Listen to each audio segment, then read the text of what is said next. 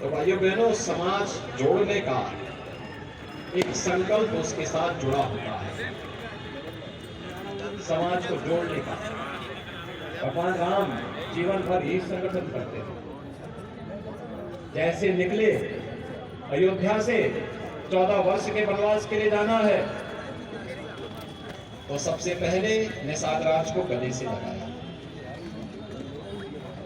प्रयागराज में आए, महर्षि भारद्वाज का दर्शन किया और महर्षि भारद्वाज के दर्शन के बाद उन्होंने आगे का मार्ग पूछा। महर्षि वाल्मीकि के पास आते हैं, वे चित्रकूट की धरती को बताते हैं।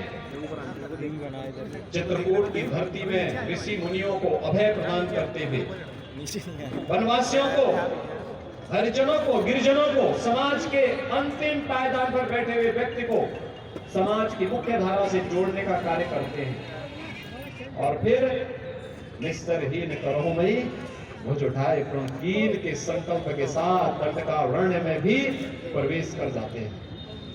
और भाइयों बहनों, देखते ही देखते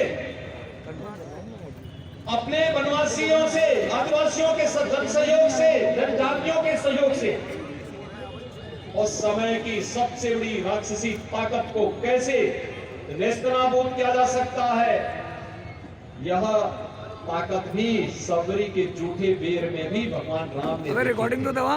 और यह संगठन का वह गुण जो उस कालखंड में पूर्वाम ने करके दिखाया था, आज भी हम सब के लिए अनुकरणीय है।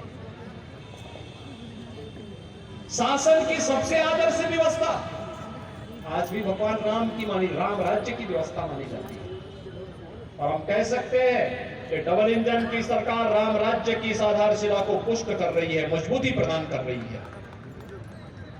आपने देखा होगा, बिना भेदभाव के शासन की योजना का लाभ प्राप्त होना, वैश्विक स्तर पर भारत का सम्मान बढ़ना, सुरक्षित सीमाएं और समस्या नहीं बल्कि समाधान पर जोर देना।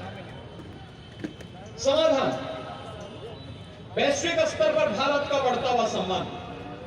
आप पूछिए 2014 के पहले के भारत में और 2014 के बाद के भारत में कितना अंतर आया है। पहले भारत का व्यक्ति कहीं जाता था दुनिया में तो भाइयों बहनों सबकी निगाहों से देखा जाता था, पता नहीं क्यों आया है, क्या आया है, क्या करेगा।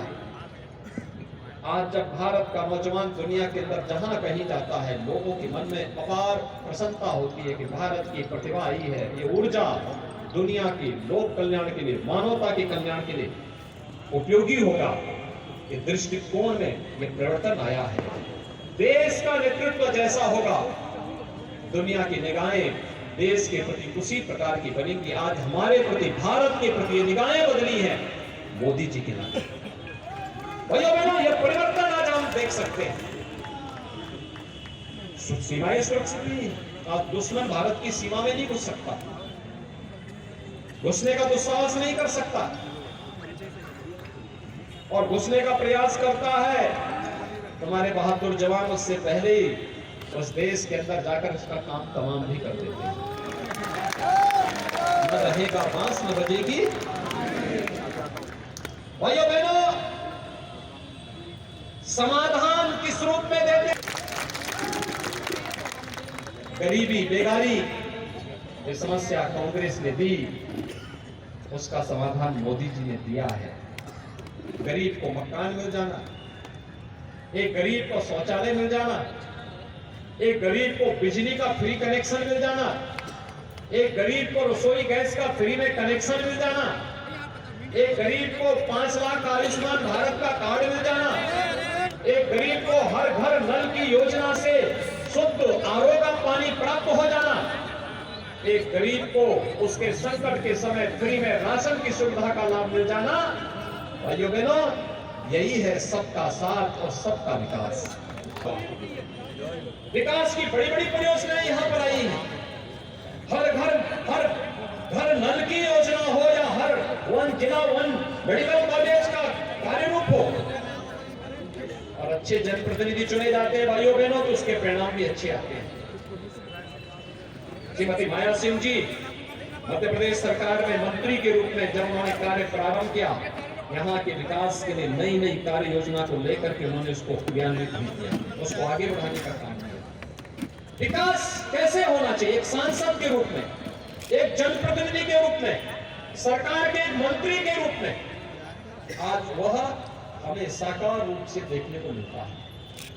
भाइयों बहनों, ये भाव जब पैदा होगा, जब चुनाव जाति मत मजहब से ऊपर उठ करके हम समग्र विकास के राह पर आगे बढ़ते हुए कार्य करेंगे, उसके परिणाम भी हमें उसी रूप में देखने को मिलेंगे। और उसी संकल्प के साथ आगे बढ़ने के लिए हम लोग आए हैं। डबल इंजन सरकार का लाभ कैसे प्राप्त होता है भाइयों बहनों? ये देश के अंदर आस्था को मिलना सम्मान के रूप में हम देख सकते हैं।